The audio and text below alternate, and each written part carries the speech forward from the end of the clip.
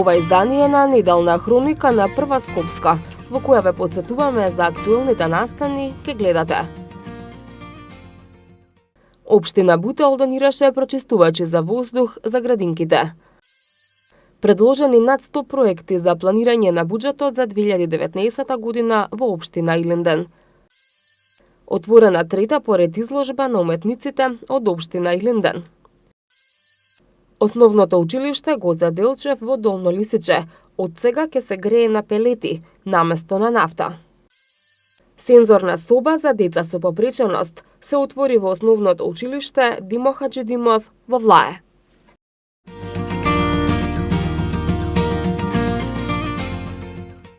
Групите на најмалите деца во градинките во општина Бутел денеска добија прочистувачи за воздух. Донацијата од 8 прочистувачи за јаслените групи ја предаде градоначалникот на општина Бутел Велимир Смилевски, кој нагласи дека во тек е набавка и на останатите 30 прочистувачи, со кои ќе бидат опремени сите занимални во 6 објекти на јавната установа Детска градинка 11 октомври. Во договор со градинката се договоривме да донираме прочистувачи на воздух, кои што ќе бидат во првата фаза намонтирани кај најмалите во јаслите, додека пак втората фаза после нова година ќе има и нов тендер каде што ќе поставиме во секоја училница кај што има деца прочистувачи. Директорката на градинката 11 октомври Луција Кировска истакна дека новите прочистувачи на воздух престојот на дечињата ќе им го направи поздрав и попријатен. Набавени се прочистувачи за сите јаслени групи во градинката 11 октомври. Во тек е набавка на нови прочистувачи за сите останати возрастни групи, со тоа да се овозможи децата да при престојот во градинката имаат чист воздух. Покрај набавката на прочистувачите, во контекст на активностите за борба против загадувањето, од следната недела во дворовите на училиштата и градинките ќе се организираат еколошки акции. Од наредната недела и во дворовите на градинките ќе посадуваме дрвца како еден од планот на општината за прочистување на воздухот во општината. Останатите 30 прочистувачи се очекува да бидат набавени во јануари 2019 година.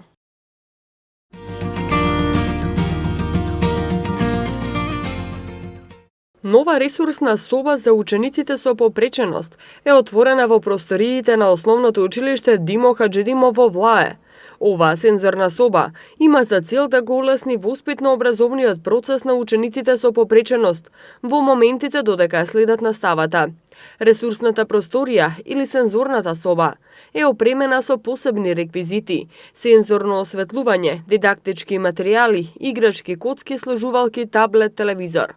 Градоначалникот на општина Карпош Стефан Богоев посочи дека оваа просторија со која се подобруваат условите за децата со попреченост е резултат на меморандумот за соработка кој општината го потпише со Сдруженијето Дајте ни крилја во април годинава. Целта на нашата општина во соработка со невладиниот сектор и граѓанските организации е во континуитет 365 денови од годината да се грижиме за нашите сограѓани со посебни потреби, особено за најмладите лица кои што се ученици во основното образование во нашата општина или се во предучилишна возраст, односно во градинките. Ова денеска што се реализира заедно со Дајте ни крилја и со почитуваната Ребека е уште еден доказ дека можна е успешна соработка помеѓу локалните власти, официјални и невладиниот сектор, односно граѓанските организации. Се надевам дека во иднина ќе имаме уште многу вакви и поубави прекрасни настани каде што преку кои што ќе им помагаме особено на нашите најмлади сограѓани со посебни потреби. Председателката на Сдруженијето Дајте ни крилја, Ребека Јанковска-Ристески, која е заслужна за создавањето на оваа сензорна соба, изрази голема благодарност до сите кои помогнаа да се направи оваа сензорна соба, која ќе биде од голема корист за децата со попреченост. Присреќни сме затоа што го направивме ова, навистина неминовност инклузивниот процес во училиштата и да постои еден ваков ресурсен центар, односно ресурсна училница, кое што од време на време ќе им биде од корист на лицата со попреченост, каде што тие ќе можат по 1 час, по половина час да поминуваат време, затоа што најчесто се случува да овие дечиња немаат секогаш трпение да ги истераат сите 4 или 5 часа, сакаат да излезат и тогаш да не се случи нели да шетаат по ходници, да се во други училници или надвор, да има каде да дојдат, а исто така и на нивен соодветен начин да им се помогне во совладување на материјалите што ги имаат за учење, затоа што во оваа училница ќе има нели помошни средства, дидактички материјали кои што се специјално за нив наменети. Ваква сензорна соба неодамна беше отворена и во основното училиште Јана Москоменски, а следното училиште кое ќе добие ресурсна просторија или сензорна соба, која ќе биде трета по ред, е основното училиште Владо Тасевски во Козле.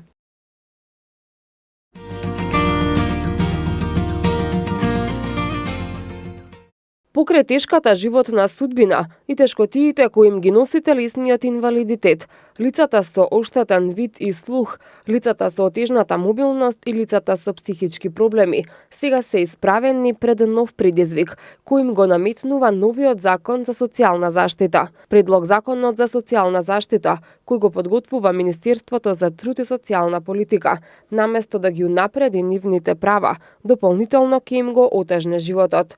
Лицата приматели на додаток за мобилност ќе го изгубат правото на туѓа нега, бидејќи согласно законот би требало да одберат користење на овие парични средства само по еден основ. Нашиот соговорник Гоце Димов вели дека ако законот помине во парламентот, над 50.000 лица со телесен инвалидитет ќе останат без паричната помош од 4.400 динари, која ја земаат со години наназад, односно од 1946 година, откако е изгласан законот. Гоце бара да се избрише став 2 од член 156 од законот, бидејќи е неприфатливо еднаш стекнатото право на парична помош да се укинува, ако се земе в предвид дека состојбата на лицата со инвалидитет е трајна. Македонија го одбележа светскиот ден за лица со оштетен вид. Токму по тој повод денеска се наоѓаме во Сојузот за слепи лица и разговараме со господинот Гоце Димов, кој што ќе ни раскаже нешто и околу неговата животна судбина, околу предизвиците со кои што се соочува, меѓутоа и со ќе зборуваме и за законот за социјална заштита токму на лицата со оштетен вид. Најнапред ви благодарам за минутите кои што ги издвоивте за интервјуто во Прва Скопска. Благодарам и јас на остапениот простор и можноста да кажам своје мисли. Така, може да ни кажете, еве како што спомена во најавата, се одбележа во Македонија светскиот ден за лица со оштетен вид. Со какви се потешкотии се соочуваат? Па потешкотиите генерално со кои што се соочуваме секојдневно се од различен вид. Најчесто тоа се архитектонските бариери, најчесто тоа е јавниот превоз, најчесто тоа е културата на возачите и така натаму и така натаму. Мене генерално ми се деселе два проблеми. Првиот и помал е оној што го изгуби видот, а овој вториот и поголем е што живеам во Република Македонија и во Скопје. Може да ни кажете, еве зборуваме за возачите, за нивната култура, за пристапот во одредени институции, за архитектонските решенија. Тоа долго време е тема на разговор, меѓутоа се менува ли нешто? Како да ви кажам, се менува. Генерално колку е ракот, 2 напред, 3 назад и така натаму. Или обратно. Така, што е она што имате вие да го споделите со нашите гледачи? Во однос на Законот за социјална заштита, значи генерално сите светски влади прават одредени закони, правилници и така натаму, со кои што се трудат да ги подобрат правата или компензационите права на ваквите категории на луѓе. Овдека не станува збор само за слепи, него станува збор и за телесно инвалидизирани лица, за глуви и за лица со психички попречености. Ние во овој момент сме сведоци Министерството на Република Македонија за труд и социјална, кое што е во едно и ресорно министерство за оваа категорија на граѓани. Зборам за сите категории на групи, донесува нов закон. Веројатно од за нив познати причини, мене тие причини зашто го донесува не ми се познати, меѓутоа со овој закон флагрантно се кршат одредени права на сите категории на овие категории, значи вклучувајќи и слепите. Значи, со член 54 став 2, слепите телесните, глувите и лицата со психички попречености кои што користат додаток за посегашно и попреченост, по стариот закон си беше експлицитно наведено, значи слепило, глувило, мобилност и така натаму, го губат правото од помош и нега од второ лице.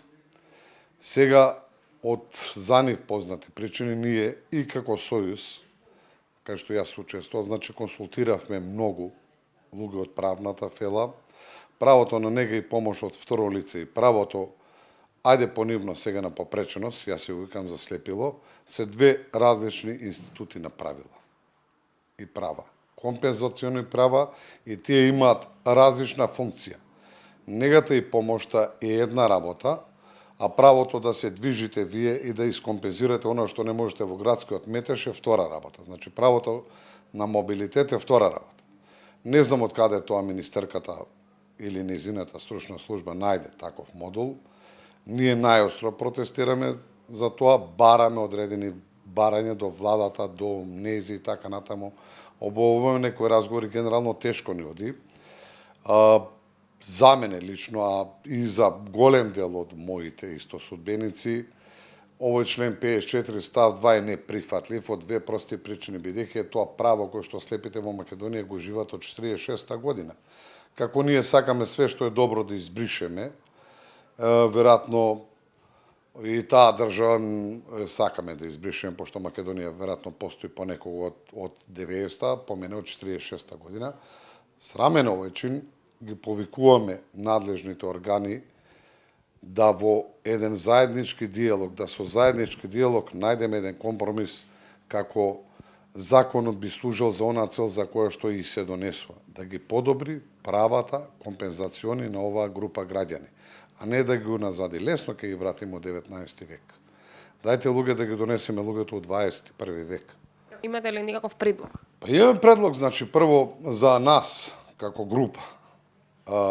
Воопшто многу лесно ќе го решиме овој проблем со самото тоа што ако министерството или владата се согласи да ставот 2 од член 54 едноставно се избрише. И веднаш се решава све. Све останува исто. Не верувам дека фискалните импликации, или не сакам да верувам дека фискалната импликација им била мотив, затоа што Македонија така и така нема пари, ако имаше до сега, имала и од сега. А ако е тоа судир на права, тоа функционира поише од 10 години. Зашто до сега не било судира, од сега е судир. И така натаму, и така натаму. И на крај на краиштата имате ви еднаш стекнато право, не можете да го кинете така, туку така, ајде ќе го кинеме правото. Од Министерството за труд и социјална политика велат дека целта е да се направи закон кој ќе биде во интерес на корисниците и дека во подготовката на законот ќе се земат во предвид мислењата на сите засегнати страни.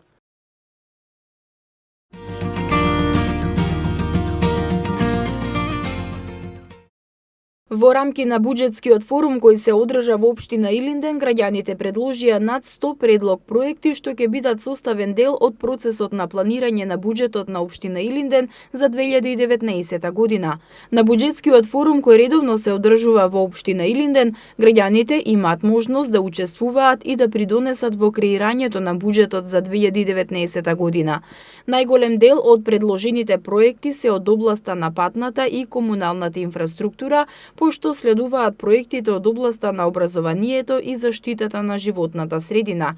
Градоначалникот на општина Илинден Жика Стојановски истакна дека овој форум е од големо значење во креирањето на буџетот. Со утврдувањето на насоките и приоритетите, граѓаните даваат голем придонес за локалниот економски и одржлив развој на заедницата и поквалитетни услови за живење во сите населени места. Многу е значајно учеството на граѓаните, кои што ги даваат своите препораки за дефинирање на приоритетните проекти за реализација. Овие проекти би требало да придонесат во подобрување на условите и квалитетот за живење во општината и многу се значајни од досегашното искуство и практична примена. Значајни се затоа што конкретно кажуваат граѓаните на што треба да се посвети внимание. Значи, потребите се реално поголеми од можностите кои што ги нуди буџетот, затоа е потребно да се дефинира по приоритет оние проекти и инвестиции кои што ќе придонесат директно за поголем број на граѓани во најбрзо време. Ние во општината со оглед на тоа дека буџетот е ограничен, наоѓаме и дополнителни можности и средства за финансирање. Тоа го правиме преку проекти кои што до сега во овој период ги имаме подготвено во висина од 14 милиони евра и нив ги имаме дадено во финансиски институции, а исто така и во централните владини институции, односно во министерствата. Градоначалникот Стојановски додаде дека со реализацијата на буџетските форуми, општина Илинден останува доследна на своите трајни определби за поголема транспарентност, комуникација и интерактивност со граѓаните, излегувајќи им во пресред на нивните барања и потреби преку идеи, предлози, мислења, проекти, партиципативно да учествуваат во креирањето на буџетот за следната година.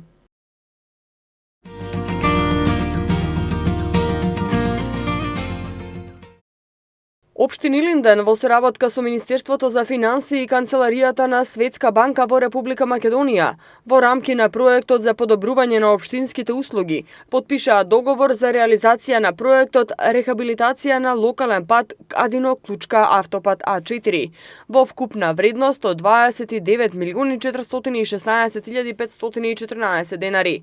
Со проектните активности ќе се изврши целосна реконструкција на локалниот пат од излезот на населеното место Кадино до поврзување со автопатот А4 во должина од 1600 метри, вклучувајќи реконструкција на 2 мостови и 1 цеваст пропуст. Како што информираат од Илинден, овој локален пат е од големо значење за општината, бидејќи представува влез во општина Илинден и главна врска со автопатот А4, коридор Скопје-Атина и поврзување со регионалниот пат Р103.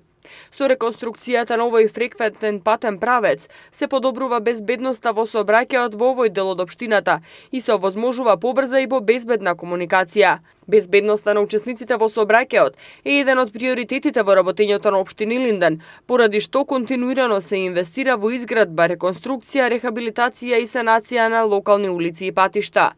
Инаку, покрај Илинден, дополнително уште 5 општини добија средства за реализација на инвестициони проекти.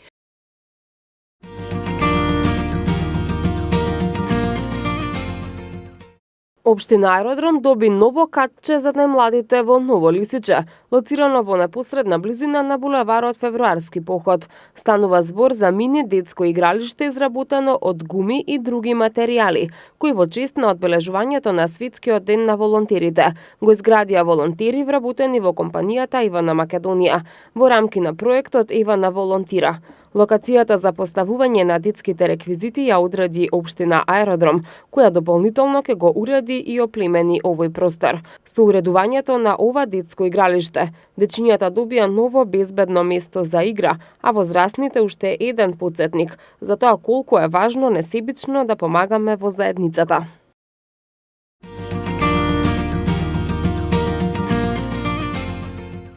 Комуналните служби на општина Ѓорче Петров континуирано работат на отстранување на отпадот. Како што информираат од таму, дислоцирана е поголема количина на смет која се наоѓаше на патот кон село Кучково, како и отстранете сметот на патот кон село Орман кај надвозникот, во близина на обиколницата. Граѓаните реагираат на недоволна застапеност на комуналните работници во населените места Волково, Кисела Јабука и Орман, каде што најчесто поради лошите навики на населението, во комбинација со ретките акции за расчистување на сметот, се создаваат диви депонии од кои се шират зарази, речиси на секој чекор. Од општината најавуваат засилено темпо на работа, со цел да се ослободи од ѓубре и смет и останатиот дел од општина Ѓорче Петров. Комуналните служби апелираат до локалното население за поголема еколошка свест, со цел зачувување на животната средина и здравјето на луѓето.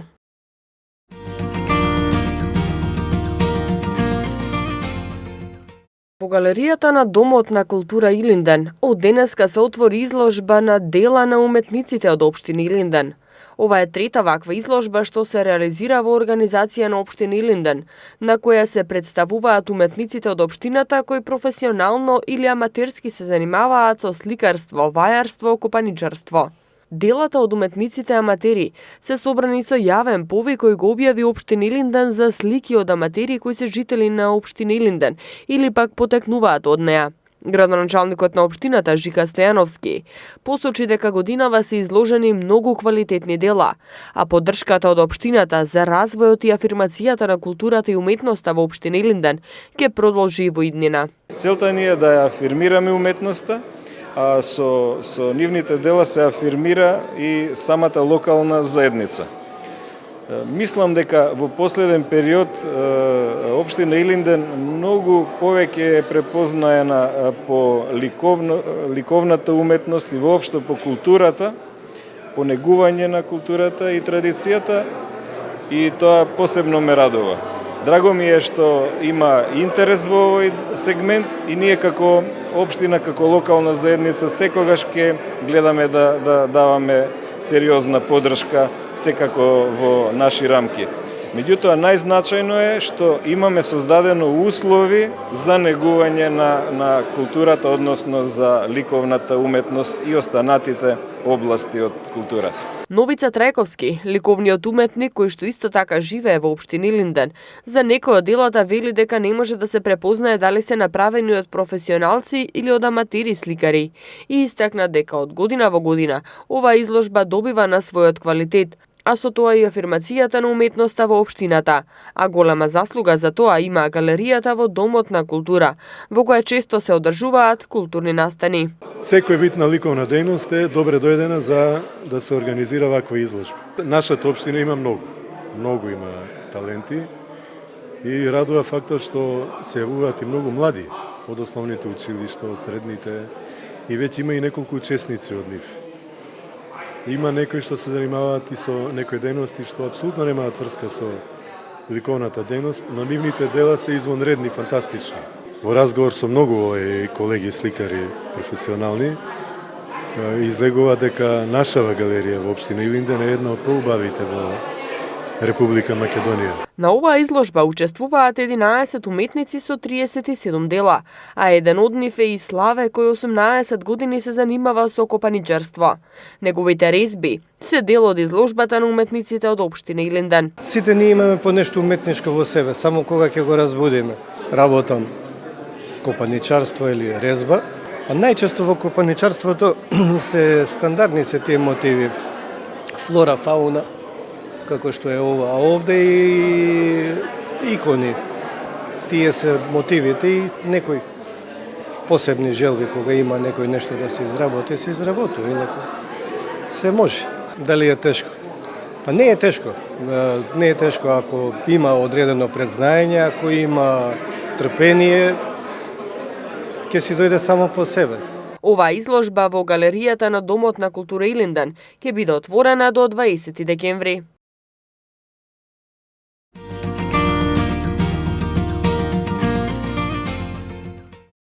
Во борбата против загадувањето на воздухот се вклучија и основните училишта. Откако минатата недела информиравме дека 2 училишта во општина Ѓорче Петров ќе го променат начинот на затоплување со цел намалување на аерозагадувањето, денеска бевме сведоци на промоција на нова печка на пелети за затоплување на основното училиште Гоце Делчев во населеното место Долно Лисиче.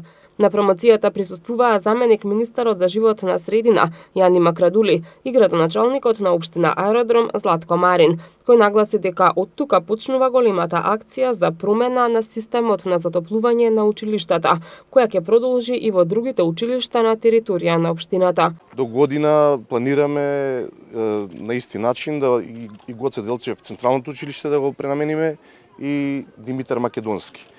Оваа година општина Аеродром го зголеми буџетот 20 пати. Учествувавме во делот на засадување на 1800 сопствени дрва, прочистувачи за сите простории во градинките, како и за сите простории во основните училишта. Директорката на училиштето Гоце Делчев информираше дека досега за еден месец затоплување на нафта трошеле околу 60.000 денари, а од сега се очекува со употребата на пелети месечно за затоплување на ова училиште да се трошат околу 35.000 денари.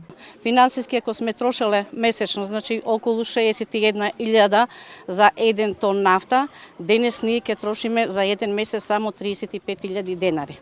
Според она што сме го воделе до сега. Нашите ученици ќе се воспитуваат, ќе се образуваат, значи во една убава и прекрасна, значи топлина во училниците, а исто така значи ќе имаме една здрава животна средина во која што ќе се воспитуваат и образуваат учениците. Заменик министерот за животна средина Јани Макрадули нагласи дека ова е само една од мерките кои се преземаат за подобрување на состојбата со загадениот воздух во Скопје. Информираше дека за таа цел министерството презема и други конкретни активности. Ова е решение кое што е признато и потврдено и имплементирано во повеќе држави во свет каде што имат проблем со загадувањето. Замената или справувањето со изворите на загадување е приоритет. Во Република Македонија, во Скопје особено, клучниот извор на загадување е домашното затоплување или затоплувањето во јавните институции. И кога ќе замените нафта со поеколошки извор на затоплување, тоа не е адхок решение, тоа е континуирано системско решение кој што во долг период ќе ја подобрува животната средина овде. Не постои партнер меѓународен кој што не го потврдува планот за чист воздух. Затоа замолувам, апелирам, она што локалната самоуправа почна да го следи, да го направиме сите. Мерната станица во населбата Лисиче, која подолго време не е во функција, ќе почне да го покажува нивото на загаден воздух во текот на 2019 година, дополни Макрадули.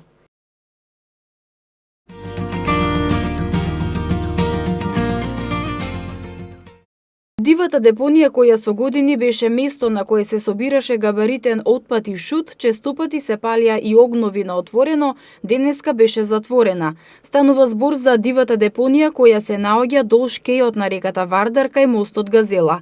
При денешната теренска посета градоначалникот Стефан Богоев посочи дека најостро ќе биде санкционирано фрлањето и палењето на отпад и општината заедно со државниот инспекторат за животна средина и полициските службени ќе продолжат со засилени контроли. Богоев најави дека во наредниот период ќе бидат затворени и други депонии. Во наредниот период планираме кај хотелот Александар Палас и кај спортскиот центар Борис Рајковски исто така да ги расчистиме депониите и не само да имаме чиста околина и површина земјана и тревна таму, туку и со тоа да превенираме палење на овие критични места во кои што во минатото интензивно се палеше. Крајната цел е на овие простори кај што има диви депонии, по завршување на чистењето да се оплеменат со ново зеленило и нова урбана опрема на пролет, со цел граѓаните да може да ги користат непречено. Градоначалникот Богоев додаде дека просторот кај мостот Газела на пролет ќе биде оплеменат со ново зеленило, садници и урбана опрема.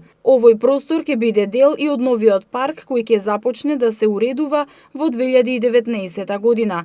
Како што посочи Богоев, општина Карпош во изминатиот период работи на зголемување на зеленилото.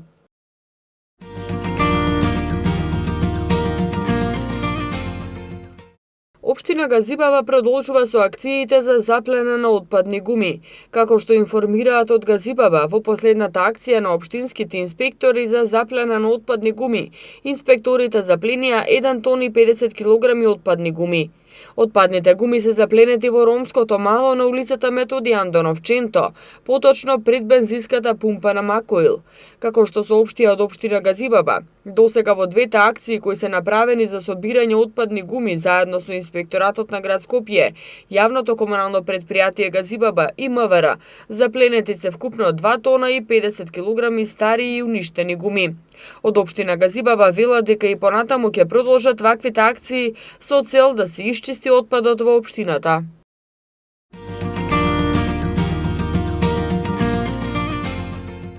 Во текот на последниот квартал од тековната година, овластениот комунален инспектор и овластените комунални редари во општина Киселавода изрекле 10 парични казни во висина од 50 евра во денарска противредност за прекршоци сторени согласно Законот за јавна чистота, односно за оставање на градежен материјал, оставање на ѓубре, како и продажба на земјоделски производи на јавна површина.